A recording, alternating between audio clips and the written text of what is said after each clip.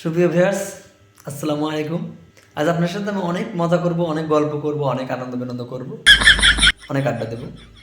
আসলে জীবনে যারা অনেক কিছু জানে, সব জানতা, তাদের দ্বারা কোনো কিছু সম্ভব না।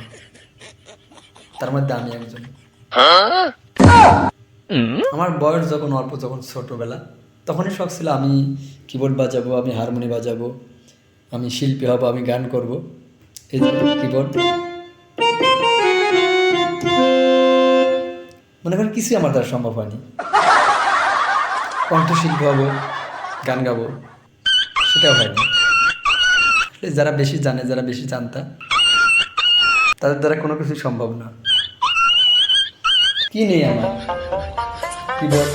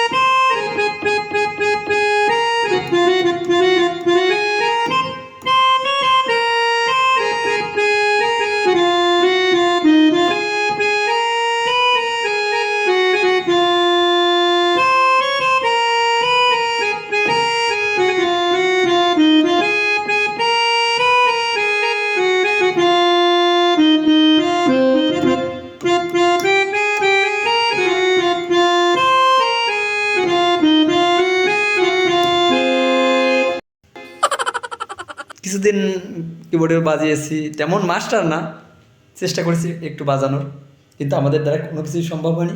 আর হয়তো জীবনে কোনো কিছু সম্ভব কিনা এটাও বলতে পারবো না।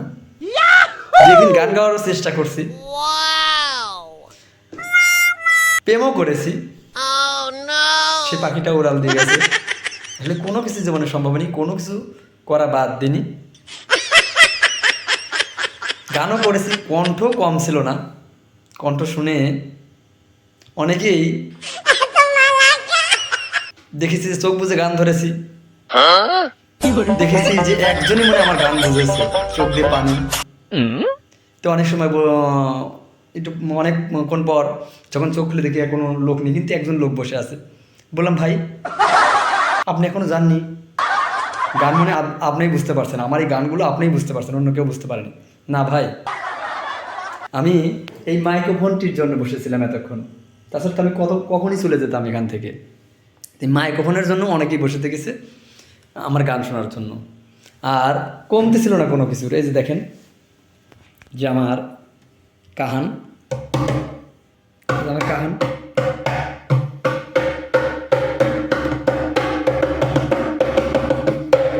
আনন্দের কোনো কিছু কমতে ছিল না।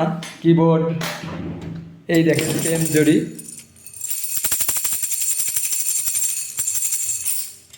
এত কোনো কিছু হতে পারেনি, কিন্তু কোনো কিছু কমতে ছিল না। কণ্ঠ তো মাশাআল্লাহ কম ছিল না। বলবো না গো আর কোনো দিন, ভালোবাসো তুমি মরে, বলেছিলে গো ভালোবাসি গো, আজি কেন গো এমন হলো, এমন হলো, এমন হলো, বলবো না গো আর কোনো দিন, ভালোবাসো মরে। আসলে কি বলবো, যে যারা সব জানে, সব পারে, তাদের উচিত যে কোনো একটি ধরে থাকা, তাহলে একদিন সফলতা আসবেই।